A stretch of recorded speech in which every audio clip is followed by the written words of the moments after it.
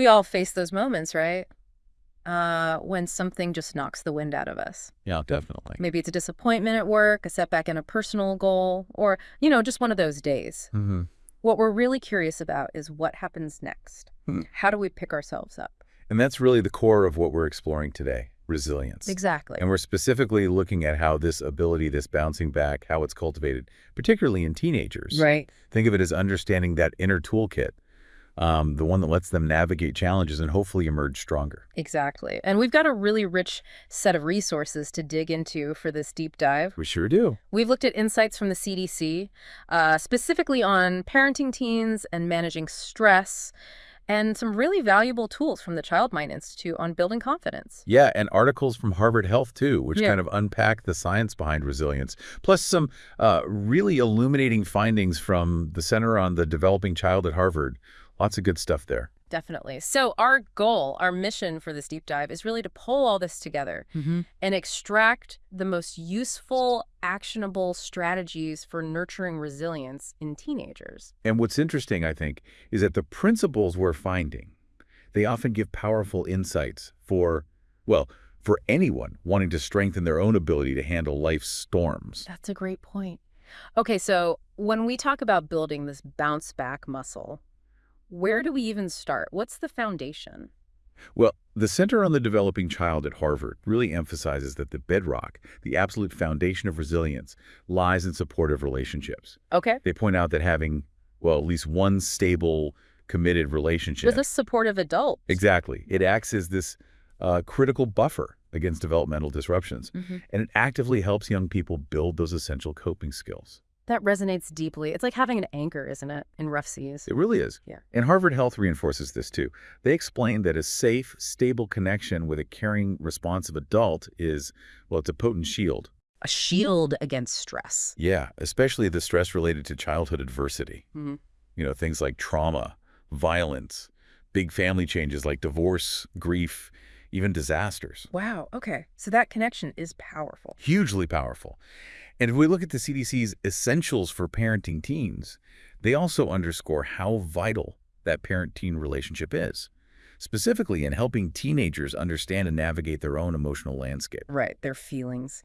And the CDC video we looked at really highlighted something key here, didn't it? It did. It reminded us that the teenage brain is still very much under development. Still wiring up. Which means teens often rely more intensely on their emotional centers. Which makes those supportive adult connections even more critical, right, during these formative years. Absolutely. What's striking is just how consistent this message is across all the sources we looked at. Yeah.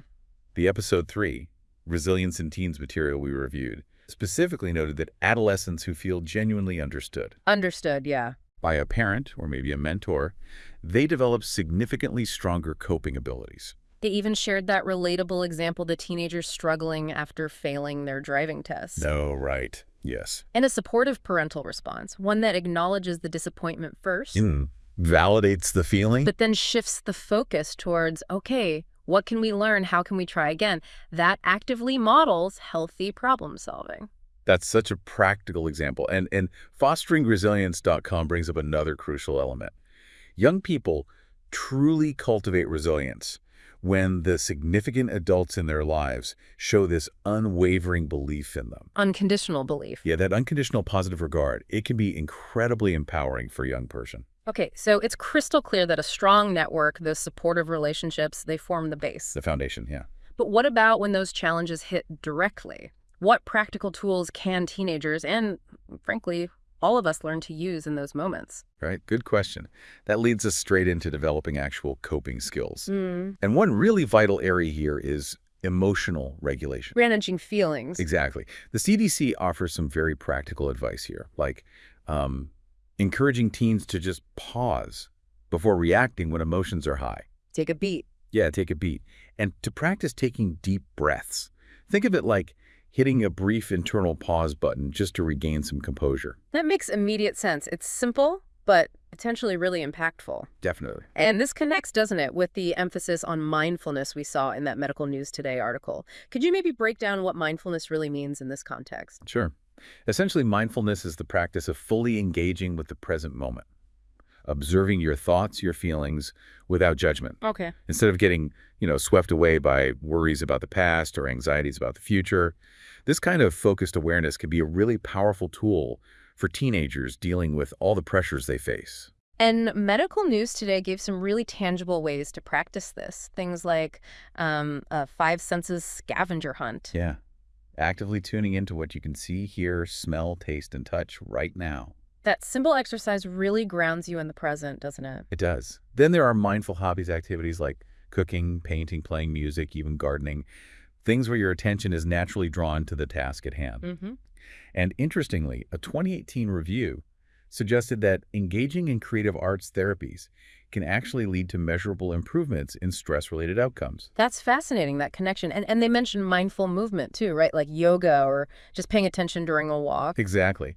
A 2017 study indicated that mindful exercise can enhance attention and reduce that mind wandering we all do. Okay. It's about being intentionally present in your body and your movements. And then, of course, we have the well-established relaxation technique. Right, breathing exercises. Yeah, different types, like diaphragmatic breathing, that deep belly breathing that calms the nervous system, or the 4-7-8 technique, which uses a specific rhythm. Box breathing is another one, plus meditation, progressive muscle relaxation, where you tense and release different muscle groups, and even using guided imagery or visualization.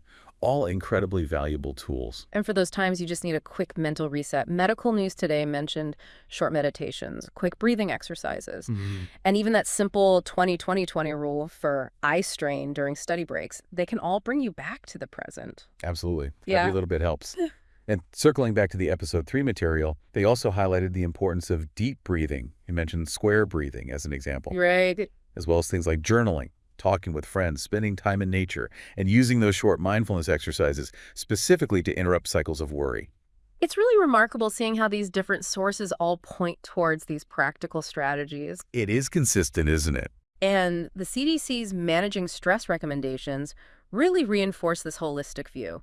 Deep breathing, stretching, meditation, journaling, getting outdoors, practicing gratitude, connecting with others, getting enough sleep, moving your body, eating well, it's all interconnected. It truly is. Now, in addition to that strong support network and the practical coping skills, Yeah. there's another really critical piece of this resilience puzzle. Okay, what's that? Cultivating a positive mindset, healthy thinking patterns. Yes, and this feels particularly relevant for teenagers who, as episode 3 pointed out, can sometimes be prone to catastrophizing. Oh, definitely. Jumping to the worst possible conclusion. Exactly. And the Child Mind Institute offers some excellent guidance here on how to help young people reframe that negative self-talk, that internal dialogue, help them shift it towards more constructive thinking. They gave that helpful example, remember, the student feeling totally overwhelmed by math, Yes. and how a parent could respond by acknowledging their effort, reminding them of past successes, rather than just dismissing the frustration.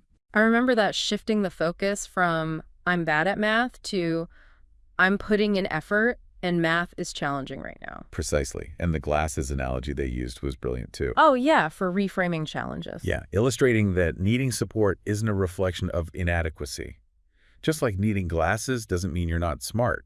It just means you need a tool. It really normalizes seeking help. That's so important. And what's key here, according to the Child Mind Institute, is praising the process, praising the effort a teenager invests, not just focusing solely on the outcome, like the grade. Right, the journey, not just the destination. Exactly. That helps nurture what we call a growth mindset, the understanding that abilities, intelligence, they can be developed through dedication and hard work. It's not fixed. And Harvard Health builds on this. They advise helping children learn to accept uncertainty, which is hard, Very hard. and to direct their energy towards what they can actually influence in a situation, finding that sense of agency. It's so important, and both episode 3 and Harvard research highlight this powerful link between gratitude and resilience. Gratitude, yeah. Simple habits, Yeah. like family rituals where everyone shares something good about their day or keeping a gratitude journal, they can really shift focus. And that advice from Harvard Health about recalling past difficult times, that's valuable too. Reminding teenagers and ourselves really that we've navigated tough stuff before. It builds confidence that we can handle current challenges and helps us remember that things usually change. That perspective is key. Yeah. Now, for those listening who are parents or mentors or work with teens, all of this naturally leads to the question, What specific role can you play in actively fostering this resilience? Right. What can parents do? Well, drawing from the CDC, they offer some really clear, actionable tips. Okay. Responding calmly and with empathy to your teen's emotions, that's paramount. Easier said than done sometimes, but crucial. Absolutely. Actively observing their feelings, pausing before you react. That can be a total game changer. And then offering guidance when things have settled down. And the CDC also stresses truly connecting with teens by actively listening, offering empathy without judgment, and remembering to ask if they actually want advice before jumping in with Oh, solutions. that's a big one. Asking first. Huge. The Child Mind Institute adds more valuable layers here too, reminding parents to pay attention to their teens' self-talk, Mm-hmm. help them challenge and reframe those negative thoughts, consistently praise their effort and the process they engage in, encourage personal growth through their non-academic interests too, hobbies and passion, Right, not just school. and cultivate that essential feeling of belonging, making sure they feel connected. And fosteringresilience.com, they bring in that powerful message again about loving adults holding that unwavering belief in teenagers That unconditional belief. while also maintaining high but realistic expectations. They even introduce that concept of lighthouse parenting. Right? Being that steady, reliable source of guidance, Yeah. not a helicopter. Exactly. And episode 3 really synthesized a lot of this advice for parents effectively. It did. Ensure your teen feels genuinely believed in. Proactively teach them coping skills. Encourage their own problem solving by asking open-ended questions like, what could you try differently next time? Empowering them. Yeah. Consistently acknowledge and praise their effort.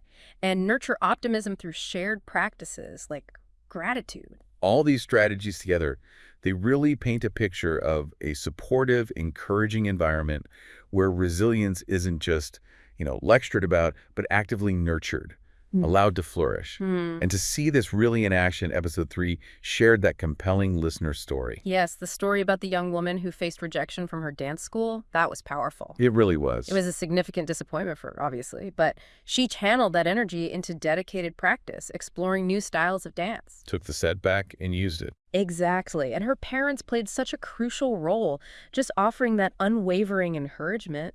And the result was she didn't just improve her dance skills, she developed this newfound confidence that actually spilled over into her academics, too. It's such a potent real-world example of how those setbacks, as her mother wisely put it, can indeed become setups for comebacks. I love that phrase. Me too. And it truly illustrates how resilience isn't just some abstract concept. It's a quality that genuinely grows through navigating these lived experiences, these challenges. So, as we start to wrap up this deep dive, what are the core takeaways when it comes to building this really essential quality of resilience? Well, I think ultimately it's clear resilience is multifaceted, right? It really begins with establishing those strong supportive relationships, That foundation. fostering that fundamental feeling of being understood, being believed in. Then it involves actively developing practical coping skills. The tools. Yeah, things like emotional regulation through techniques like deep breathing, mindfulness, providing those go-to strategies for managing stress when it hits. And cultivating that positive mindset seems so vital to learning to focus on effort, on the potential for growth, challenging those negative thought patterns, and consciously practicing gratitude. Exactly. And we really can't overstate the critical role that supportive adults play in a teenager's life. That consistent belief, that encouragement, that guidance, it can truly make all the difference in their ability to bounce back from adversity. So, for you listening, we really encourage you to take a moment, maybe reflect on these strategies we've discussed. How might you integrate some of them into your own life? Or how could you use these insights to better support the teenagers you know? And maybe here's a final thought for you to ponder. Resilience isn't really about avoiding the inevitable storms of life, is it? No, you can't avoid them. It's more about learning to find your footing, maybe even learning to dance amidst the rain. So what small intentional step can you take today or this week to cultivate just a little more of that inner strength? That's a great question to leave people with. And we definitely encourage you to explore the resources we've talked about if you want to dig even deeper and find more practical tools.